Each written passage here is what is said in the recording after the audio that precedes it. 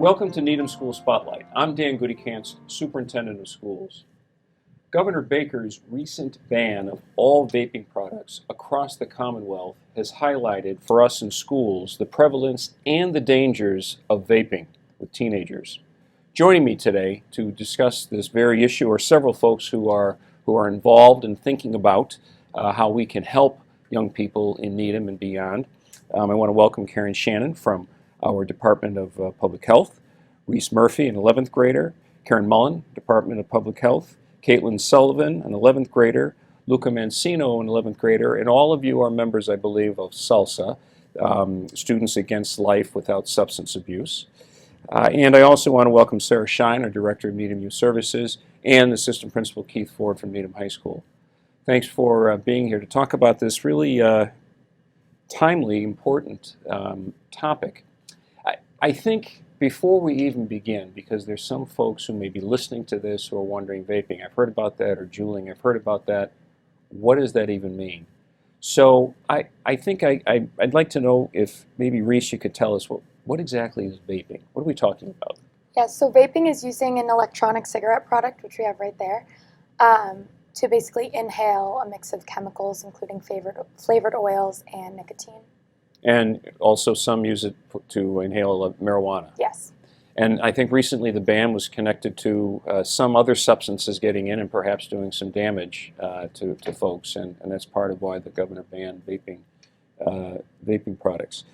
So we have actually some samples here. I'm wondering, Karen, if you could share with us what do we have here on the table? What are these devices? Absolutely. So this first product is called the Juul, and you can see that it has a very sleek design. It's pretty easy to have that on your person without much detection. It comes in this packaging here, and it involves being charged electronically. It comes with a little USB port that you can charge even in your laptop.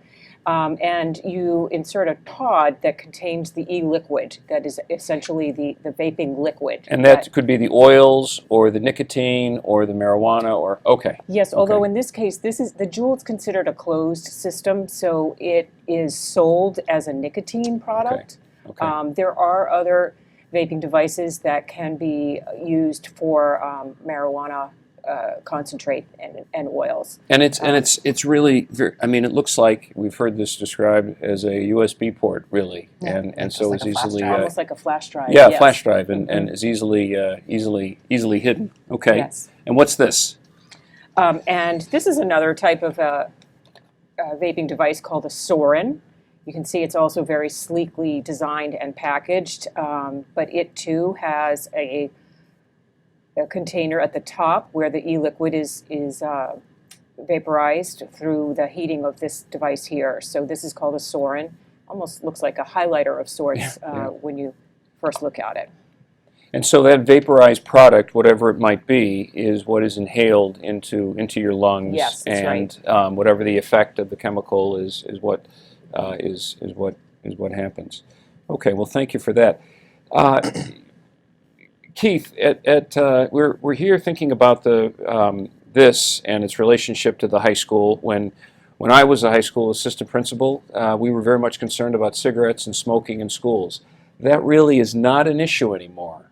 Needham actually was the lead in that throughout the country, and that really has diminished or is practically non-existent. But this has become more prevalent. Mm-hmm. What's going on in the high school that you've seen as an administrator, and what concerns you about vaping in these devices? So yes, I would say the past 2 or 3 years, so we've definitely seen an uptick in students having vaporizers on them, whether it be in the bathrooms, locker rooms.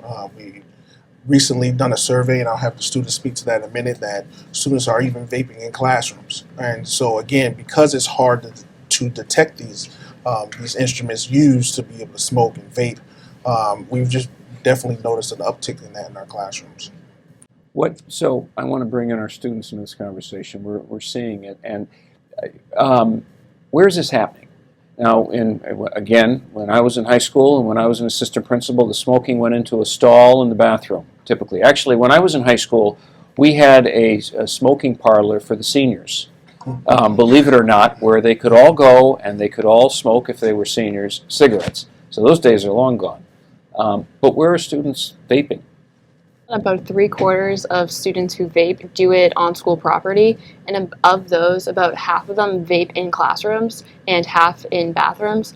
So we believe that what makes this so easy to fly under the radar for teachers is that when they vape, it's odorless and it's colorless, so it's almost impossible for teachers to detect what's going on. How is someone vaping in a classroom? Well, It defies. Seems like that'd be a real challenge to do. yeah, so good question. I realize and know that a bunch of students kind of do it in their sweatshirts. They inhale it and then let the smoke and vape go through their sweatshirts to hide that. But it's also very easy to do in the bathroom because there's no smoke, so there's like no detectors inside. And also, like, the students are addicted, so they're going to try and find a way to do it no matter where they are in the school, whether they're in their classroom, the bathroom, the cafeteria, their cars. So it's kind of almost hidden in plain sight that this is going on, and because it's vaporized, it doesn't have that same odor as smoke. You conducted a survey, Mr. Ford. You mentioned the students were involved in a survey. Can you tell me a little bit about what did you find in that survey about what was going on at Needham High School? We found that about 15% of students are regular users, so they use multiple times within 30 days, which is large. That's a kind of shockingly high statistic that we found. So with that, from our research, we've worked to develop solutions and resources to offer those students who want help and want to quit. And when you say we, talk to me a little bit about salsa. What is salsa all about? Why don't you share what your involvement is and what that means? Okay, so Salsa is a club at the high school. Anyone can join. People with their membership don't have to, it's not a super high commitment, but you can become as involved as you'd like to be. So we have vaping awareness initiative meetings every Friday morning. And that's where we usually talk about like stuff like the vaping survey and vaping awareness week, which we just led. Salsa also, this year we're focusing a lot on getting resources for people who want help. I think one of the most startling things about this vaping epidemic that we've all seen is that students aren't using a vape it's not like a party thing. It's people are using it in their everyday life, and it's not because they want to. It's because they can't help it, because they're addicted and they can't stop even if they want to. And for us, that's something that's a call to action for us, that we need to help these students and give them the resources that they need to help them quit. Luca, recently, Salsa coordinated a campaign, a week-long awareness campaign regarding vaping. Tell us what some of the activities were and what that was about. Yeah, so last week we had a whole week dedicated to vaping awareness. So on Monday we distributed these bracelets that say "Take care of yourself," and all staff members and students were encouraged to wear them throughout the week, and we actually got a good participation with that. And then on Tuesday we displayed a video displaying a hockey player from a school somewhere in Massachusetts, and he was actually addicted to vaping, and he lost his captaincy from vaping, and kind of his whole hockey career and education kind of went down the drain. And that was this very shocking story to a lot of students. And we had a little survey after that where students could submit what they learned and how effective the video was, and we found that it was pretty effective. And then we also just hung up a lot of posters around the school. So about everywhere you look now in the school, there's some statistic or some message. I've seen them all over Yeah. the building. Yeah. Especially the restrooms, that goes against vaping. It has a statistic about how many students vape at the high school, and on every single poster we have, there's a little QR code that has, if you scan it, it'll take you right to a website that has a bunch of resources listed for students. So if they want to help and they want to stop vaping, they can just scan the QR code and they can get help right there. Your response reminds me. I have to ask you, Mr. Ford. Is the use of a vaping product, is that against MIAA or Massachusetts Interscholastic Athletic Association training guidelines for athletes? It is right now, which the Salsa group has done a great job of really campaigning. Two things we're trying to look at. Obviously, we're trying to prevent these issues from happening, and hopefully, make sure that our students aren't being involved with this. But we're also taking a look at our students that are addicted, and we're looking at harm reduction.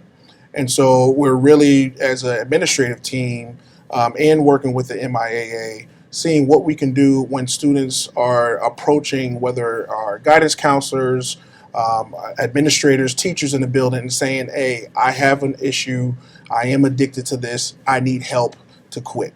And so that's our next push to kind of figure out that we know that our students are dealing with this issue. Okay, what are we doing about it now? The fear is for our students is being able to, if I come forward and say that I'm actually being involved with vaping and juuling and everything else, what does that mean for me if I come out and tell you that? So that's the next step in the progression as far as how we're working with administration, with Needham Youth and Family Services, with our SPAN group, our community members, and figuring out how do we help reduce the harm that is going on with our students today. Well, I think I like that a lot, that we're really thinking about the education that can happen. I know back in the day when I was an assistant principal, it was more about the punishment. And now what we're trying to do, and Sarah, I know you'll talk about this, is what is some of the education we can provide.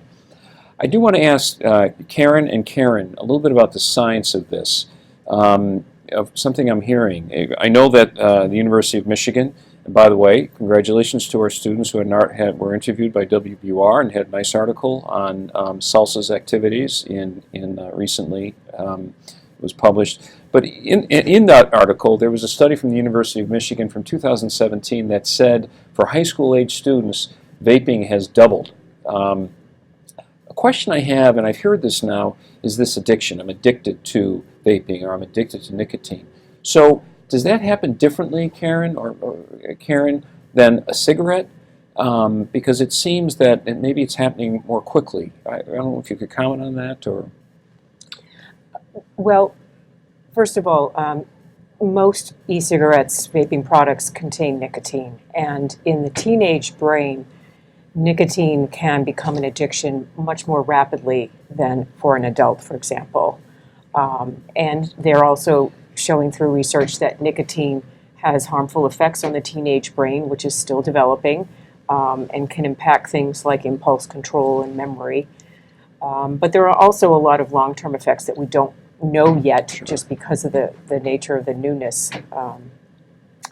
And there are other health effects too. I'm happy to share if you like. Sure. What are some of the other things? So, as I said, most products contain nicotine, but there is also in the vapor, the aerosol that is inhaled. There can be harmful fine particles that can go deep into the lungs. We've seen that through the more recent news about the vaping illness, the lung injury. Yes. And there can also be heavy metals such as nickel or lead as well, and there can be some potentially some cancer-causing chemicals in the aerosol product. And we don't know about the long-term effects, as you said. Don't. I mean, we think about cigarettes and how many years it took for this, and even I'm fascinated by the packaging as well, because it is very attractive packaging, and that's what happened with cigarettes as well, and the advertising, almost enticing. How could something that looks so pleasant be, so addictive or dangerous? Right, and in addition to that, the flavoring. Absolutely. That now has been banned by our governor, but to 21 and over establishments. But yes, the flavoring as well. What's changed? What's in the landscape? What happened? We know what was before, but what is it now, and what does that mean to our students and their ability to access these products? I'm going to let you answer that one, Karen. Sure. You're better than I am at this. So essentially what happened last week, the ban was ended on the 11th, and the new legislation began simultaneously after that. So there's a new bill that effectively makes flavored vaping products illegal to be sold in retail stores that have permits for selling tobacco products. So going forward, stores that have tobacco permits that are under 21, like a gas station or a convenience store, are no longer able to sell flavored vaping products. It'll only be in the 21 and over smoke shops and smoking bars where somebody of that age or older will be able to purchase a flavored vaping liquid or product. And there are a number of other initiatives around that as well, but those are probably the two most prominent aspects. So for example, Needham does not have any 21 and over smoking shops or smoking bars. We have the stores that are retail stores that can sell only unflavored, non-flavored vaping products. But again, you have to be over 21 to purchase those, as our law has existed in a long time.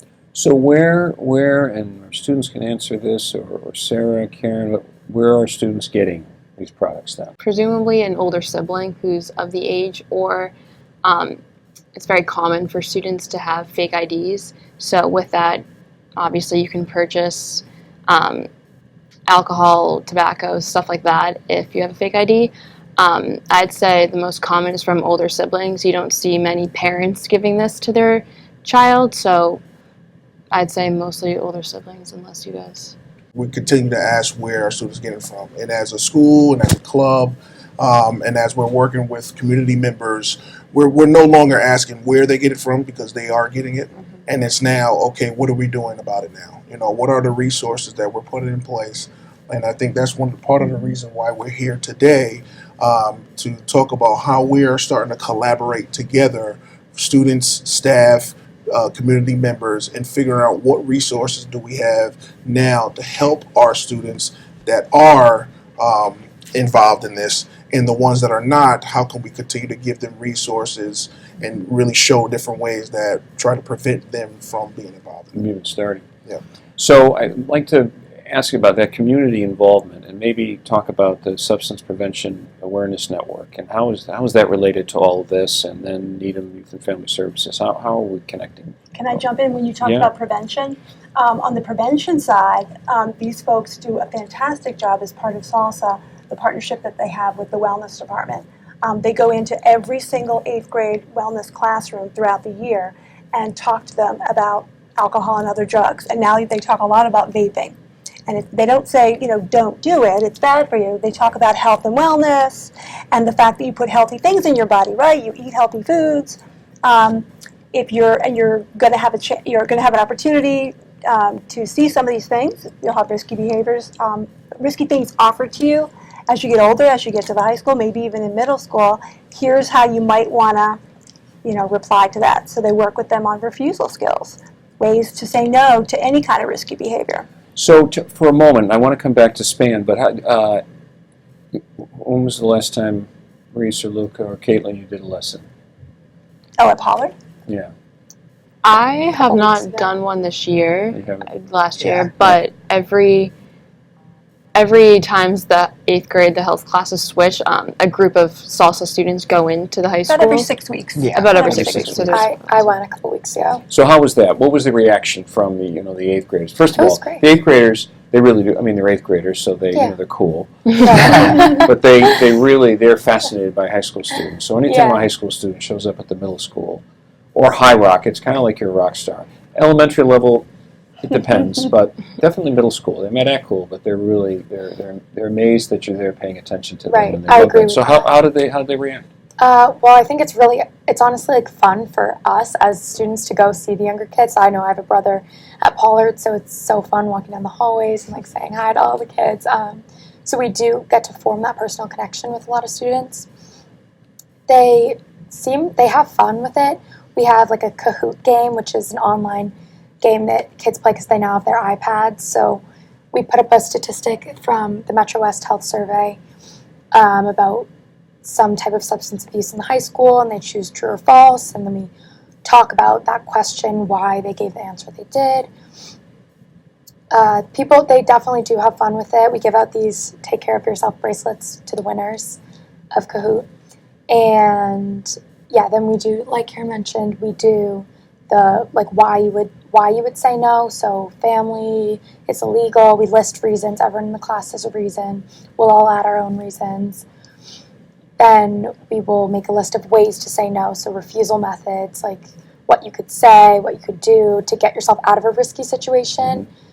We list those, and then we do like a little skit, like a little scenario with the kids. A little role play or yes, something. exactly. That's great. Good. Right. So we're the perpetrators, and they have to refuse something that we're saying. So this community connection, how does SPAN fit into all of this? The Community Substance Prevention Awareness Network. Well, there are 3 action teams in SPAN. There's a youth action team. All of these folks are part of that youth team as well. There's a community action team, and there's a parent action team. So that's sort of the umbrella. There's SPAN, there's the 3 action teams, and under the youth action team comes SALSA.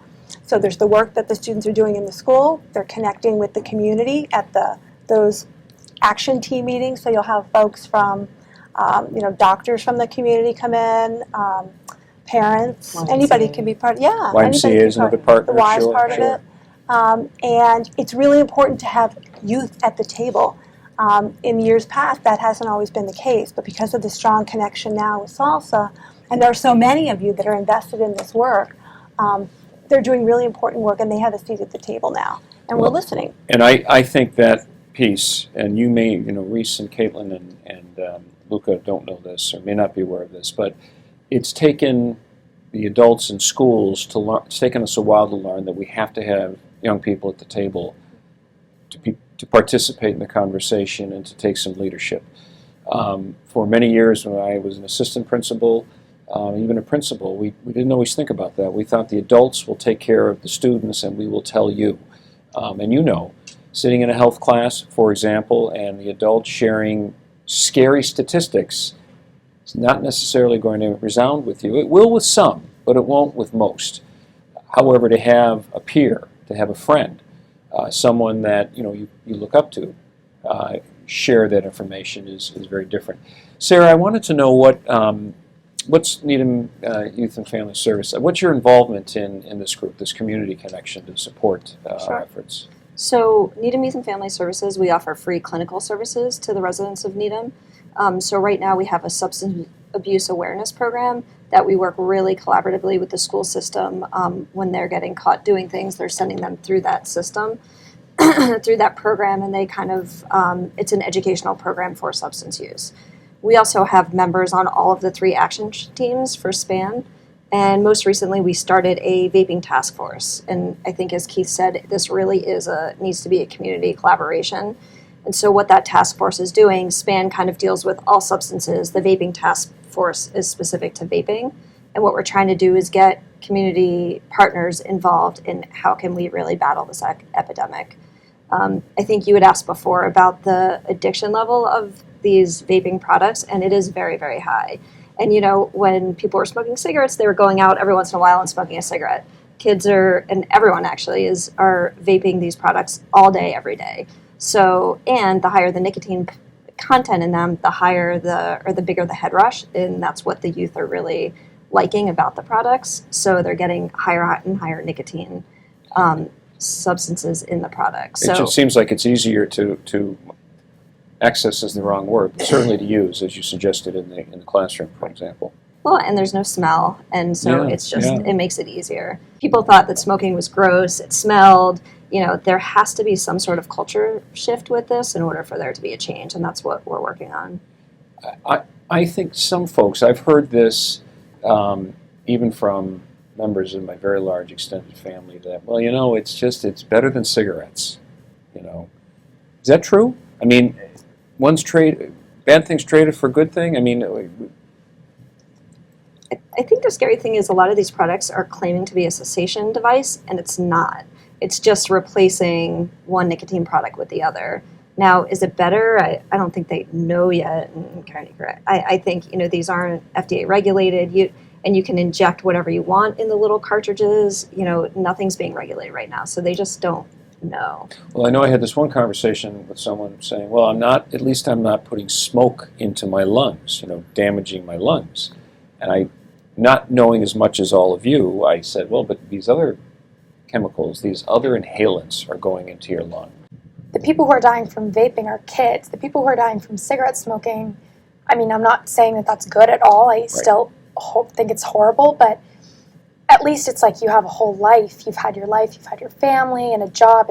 Vaping is like you're killing kids. That's totally different. So maybe the number is smaller, but the magnitude of the problem is, if not the same, greater. So putting it another way, it can be a smoker, someone who is addicted to cigarettes, may lead a lifetime. I mean, they may be ill, they may be progressively ill, but they're leading a lifetime with a job and a family, and yet with vaping, there could be a tragedy, even for a young person who's only just started.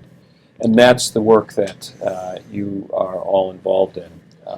Can I add to that as well? Yeah. One other thing that we are starting to take a look at as well is the uptick in our students that are dealing with anxiety and depression, and trying to see if there's any correlation to folks that are vaping and that would lead to more stress and anxiety and depression. Or is it the other way, that students are stressed because of the world we live in today, which is causing them to vape, right? And so now it's like, we were trying to figure that out overall. And so I think that's one statistic that we need to explore more. We need to ask more questions about, because we are seeing from our mental wellness point of view, that some of our students are struggling, most socially, emotionally, and does vaping correlate that stress? I appreciate, though, that we're able to share with the Needham community the efforts of our public health department, Needham Youth and Family Services, the public schools, and most importantly, our students who are trying to get this message out. I'm hearing that you are working on awareness for our student body, and also the community is there to provide some education, not just punishment, but education, so that there can be some other alternatives and other healthy ways to deal with stress and just with life, or just to go about enjoying life.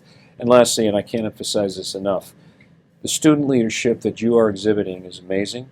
It will have an impact. It already has an impact. It will continue to have an impact. And we very much, all of us, I'll speak on behalf of all of us, really appreciate your leadership and leadership of your peers. And thanks to all your organizations who come together as this community does so brilliantly to support our young people. I appreciate the conversation. Thank you. Thank you. Thank you.